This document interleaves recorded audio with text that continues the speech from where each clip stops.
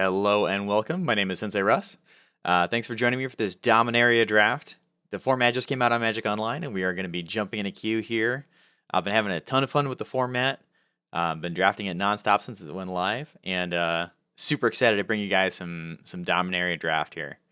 It's been a great format, lots of legendaries, lots of powerful things going on. So let's see what we got. Okay, well. Jaya's Immolating Inferno is an absolute insane bomb if you can cast it.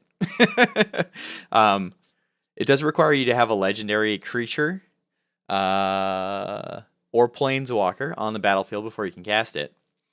But the nice thing about seeing this card first pick is that we can kind of skew our draft so that we can try and cast it. There are some other good cards in the pack. Blinkvanai is an excellent bounce spell. Yavimaya Sapherd is come way up in my estimation. I think it's one of the best green commons. Arvad the Cursed is a perfectly playable legendary guy that gets much better if you have more legends in your deck. And this is a very pretty island. But I think I'm going to take the Jaya's Immolating Inferno here and see if we can get there. I've been having some success with Blue-Red Wizards, and I would love to be in Blue-Red Wizards, so let's take that and see if we can get there. That being said, I'm not going to marry that first pick, so we want to see if we can stay open. So already we're being put to the test here. Let's see. So we have Academy Journey Mage, Tetsuko, Gitu Journey Mage, Gideon's Reproach, all cards I would consider taking out of this pack. I think I'm going to take Tetsuko and just see if we can get there. I would love for one of these wizards to wheel. It's possible. Soothsayer probably goes. Reproach goes for sure. Honor Guard's fine. Snapper's playable. A lot of people like Adventurous Impulse. I'm going to take Tetsuko here and see if we can activate this Jaya's Immolating Inferno. All right. So if I want to get very greedy, I can take Rona out of this pack. It will be interesting to see. It'll be interesting to see if we can, maybe going too deep here. So without the Inferno, I would probably be picking up Academy Drake out of this pack. I think Academy Drake is great. Just a very solid 3-mana play, and then sometimes you can cast it for 7 late in the game. Blinkvanai is also excellent. It's the second one we've seen. But I think we're gonna go deep here and take the Rona and see if we can put together a really sweet legendary deck here. So with this pick, I'm gonna be looking for other historic cards. I'm gonna be looking for fixing for sure. If I can maybe be blue-red splashing black. For maybe Rona and maybe some removal. Which brings me to Navigator's Compass, which is a card that I never ever want to be putting in my deck. And I don't think I'm going to start now. I think I'm going to take Tolarian Scholar out of this pack. Tolarian Scholar is kind of like... He's see that smarmy smirk on his face? That's the price you pay for playing other sweet wizard cards. You put Tolarian Scholar in your deck, he's fine. He blocks things. Most of the 2-drops in this format are pretty bad, so he can brick wall a lot of that stuff. And then he also makes the rest of your wizard cards much better. Compass is really bad. If I end up needing the fixing desperately, I will play a Compass. But I will not be super happy about it. So I'm going to take Tolarian Scholar out of this pack. And again, we're hoping we can be Blue-Red Wizards, maybe with a little black splash. But unfortunately, this pack does not look like it wants to put us there. So looks like mostly a white pack. Mesa Unicorn is great. Adamant Will is a great trick. Lingering Phantasm is a fine finisher in a historic black deck. So let's see. We've seen basically no red since we took the Jaya's Immolating Inferno. That's a little troubling. So it might be time to unlock ourselves from that pick. And with that in mind, I think I'm going to take the Phantasm here. Divination also a consideration, and maybe Howling Golem, but Howling Golem seems like a very strange card. Yeah, I'm not sure just what to make of that card. Uh, we have another kind of weak pack here. Blood Tallow Candle is a fine card to go with Rona. It's a historic card that ends up in the graveyard so that she can, exile it and potentially play it again. It is removal. It does trigger Lingering Phantasm. So I think with that in mind, I'm going to take the Blood Tallow Candle. Let's see. So it looks like white is open. So I think with that in mind, we're going to put the Simulating Inferno away for now. Try to be a little bit more disciplined here. And we already have kind of a historic theme going. So I think I'm going to take Davenant Trapper out of this pack. The idea being that I'm going to, read the signals that are coming to me and potentially move into white blue, white black, or some combination of Esper historic.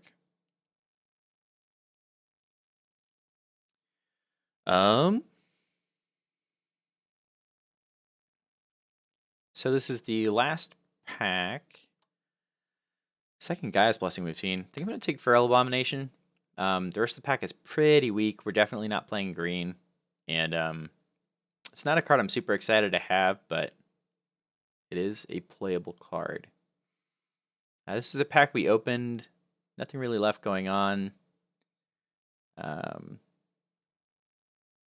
If we do end up white, there's some chance we could play this Invoke the Divine, so I'm going to go ahead and take that. I don't think Power Stones are playable in draft.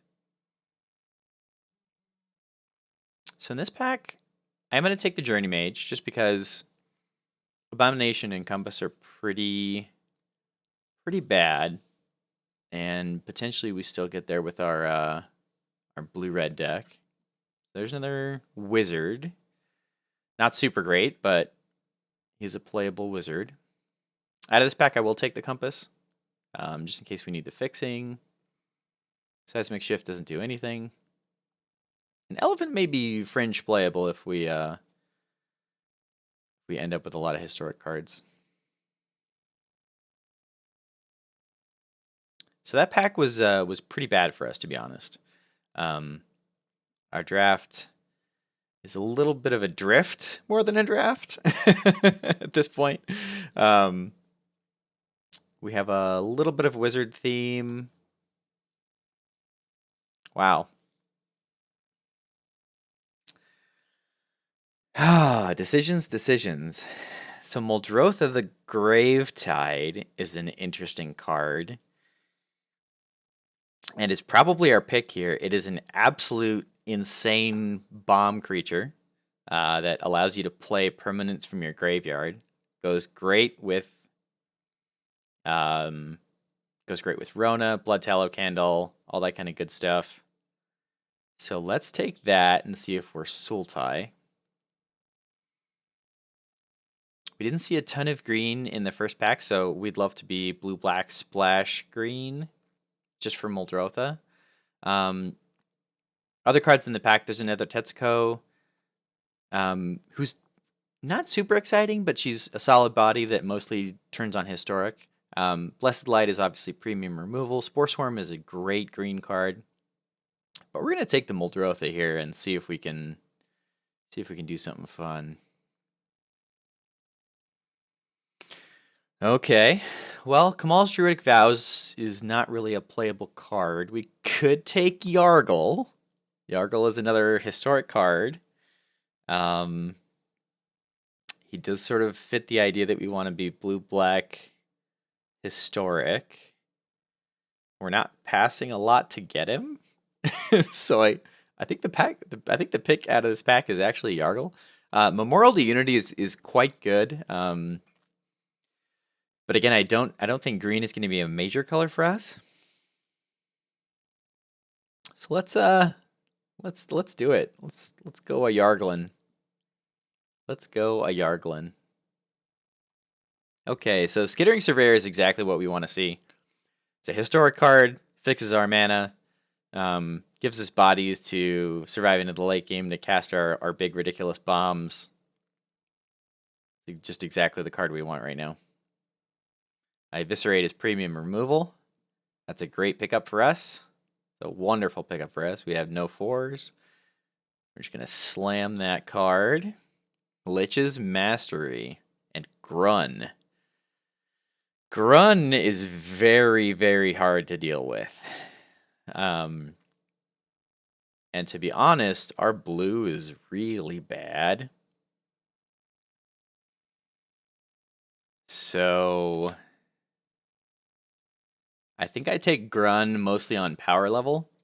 And then we, potentially we're green, black, splash blue, or something along those lines. There's not a lot else in the pack. I'm not super pleased with the wall. Divination is fine. Guardians is sort of borderline playable, but Grun is a huge bomb if left to his own devices. We're going to get this Death Touch guy out of here for now. There's another Rona. Counterspell. So I think here I'm going to take the Syncopate. Only requires 1 blue as opposed to the Wizard's Retort, which requires a double blue. And we're setting up to be kind of a control deck here ish. So we're gonna take the Syncopate. Happily take another Eviscerate here. That's gonna make our deck much better. We're still not entirely sure what we're doing, but taking removal spells is never a bad plan. Okay. Well, we don't have a lot of creatures for Soul Salvage. Hammer Explorer is a card that gets things into the graveyard to hypothetically, activate our Rona. Let's see, we could mill our Lingering Phantom and then get him back. So Hammered Explorer might actually be a playable card and probably better than this Adventurous Impulse. I think, again, we'd like to be blue, black, splashing green. So let's take that. And I think I will take another Hammered here just because we are super creature light. I really don't care for Cabal Evangel.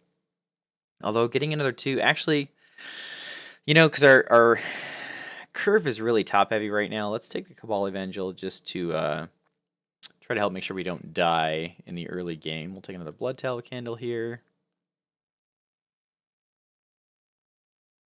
So Chainer's Torment is an interesting card.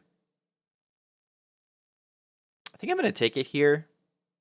Chainer's Torment drains for 2, and then makes a big Nightmare token and costs half your life to make it. I've had people play the card against me, and unless you're under a ton of pressure or your opponent is playing bounce spells, it seems mostly fine. So we'll see. All right, so we have some decisions here. We have another Skittering Surveyor. We have Vicious Offering, which is outstanding removal. We have an Academy Drake, which is great. This Sentinel of Pearl Trident is kind of interesting because it can protect our historic cards. It's a 3/3 flash for 5. We can kind of reset our Chainer's Torment, which is an interesting interaction. I honestly don't know what the pick is here. This is tough. Urza's Tome is actually also quite great for drawing cards. I think we're probably supposed to take Vicious Offering here. But maybe I take the Skittering Surveyor, get greedy with the mana, try to play all this beautiful stuff. Yeah, let's do that. I like getting extra cards. I'm tempted to take this Drake though. The Drake might be the correct pick. Vicious Offering might be the correct pick. Well, all right, let's do it. Let's play Muldrotha. Okay. So this pack is not super great for us. I'm going to take this Windgrace Acolyte. It's going to mill things into our graveyard again, that we might be able to get back with various methods. and it's a 3-power flyer. Gains us some life, which is exciting. Having actual creatures to win the game seems good, so we'll take that. Cast down is outstanding. Black actually seems to be super open, so I'm glad we're here.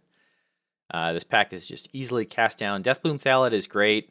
It's a very good 3-drop. If the cast down wasn't in the pack, that would 100% be my pick here. Grow from the Ashes is nice for fixing mana, but you have to have green to actually cast it. Now that we have the 2 Skittering Surveyors, I'm much happier about where our mana is going to be at. And there's another Rona. Do I really want another Rona? I don't think I do. I think I'm going to take this Blink of an Eye here. Blink of an Eye has a wonderful spell, very versatile. A lot of the time it's 4 mana, bounce a guy, draw a card. But in a pinch, you can always use it for 2 mana. You know, if you need to get rid of a big Chainer's Torment token or, something like that. So I think it's a better card than Fungal Infection, particularly because we've already got some real good removal in the deck. So I'm going to take that Blink of an Eye and be pretty happy about it. I'm going to take Divination here.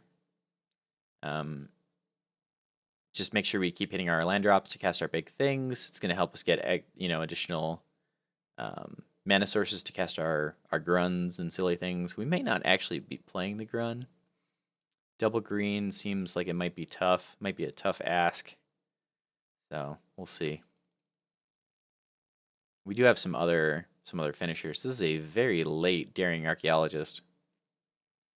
Might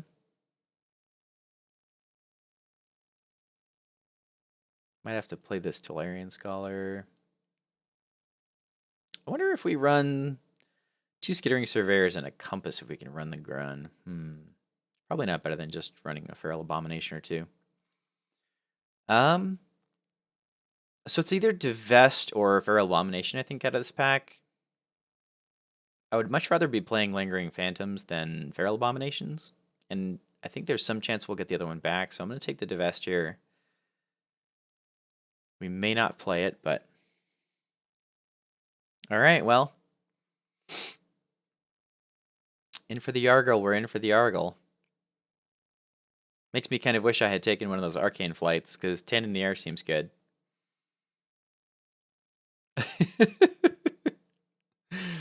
Oh, this deck is this deck. Multiple Chainer's Torments? Just drain the opponent out? Let's try it. Let's try it. Okay, Urza's Tome is great. We're going to draw some extra cards. It's going to be wonderful. May not play it, but that's fine. 3/3 Menace for 4 is... Well, we could play our little Artificer's Assistant here. We have tons and tons and tons of historic cards in our deck. You know what? I think this is. I think it's time for the little bird that could. Bells Unlock. Sort of wish I'd picked up one more Lingering Phantasm. Or one more Lingering Phantom. See about Rona.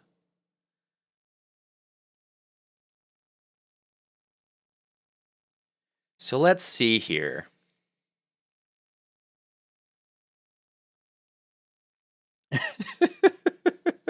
What a draft. Oh my goodness gracious. Okay, so let's see.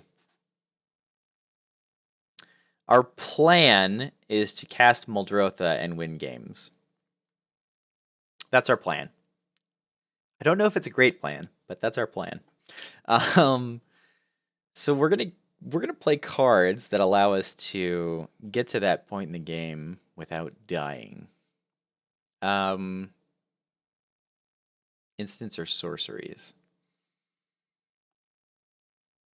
So let's see.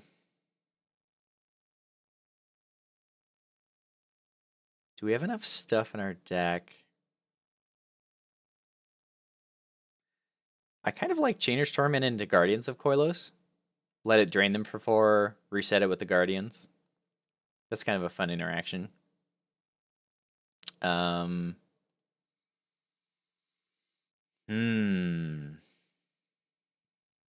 So trade off Yargle, Rona, get back my Yargle.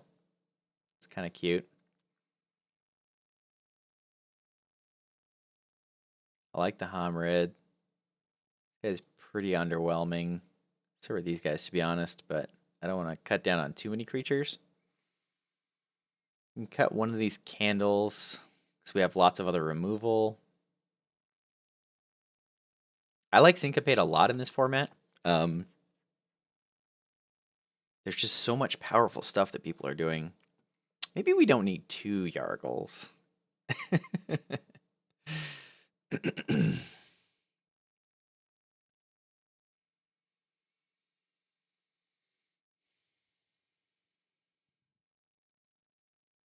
We could play both of our Ronas. That is something we could do.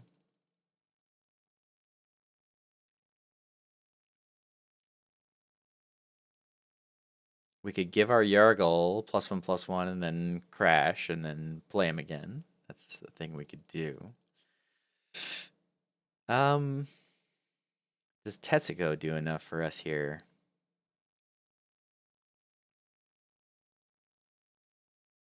I don't think she does, actually. I don't think she does. All right. So let's add some lands, and let's try this out. So we only need 1 green source, so I think with 2 Skittering Surveyors and 1 forest, we'll probably be fine. That being said, I don't actually have that many blue cards. So yeah, I probably should not have been blue in this seat, looking back on it.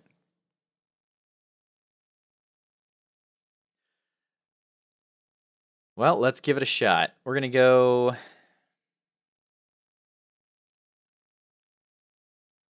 881.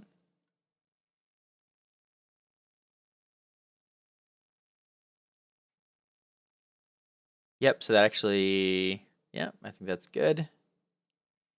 So that's our deck, friends. I think we're gonna need some luck to get there, but we definitely have an interesting plan. I don't know if it's a good plan. We have a fair amount of removal. We have some early interaction. We have a pretty ridiculous draw engine, and we do have quite a strong late game. Plus, we have Yargle, so he's here to bargle. Join me for round 1.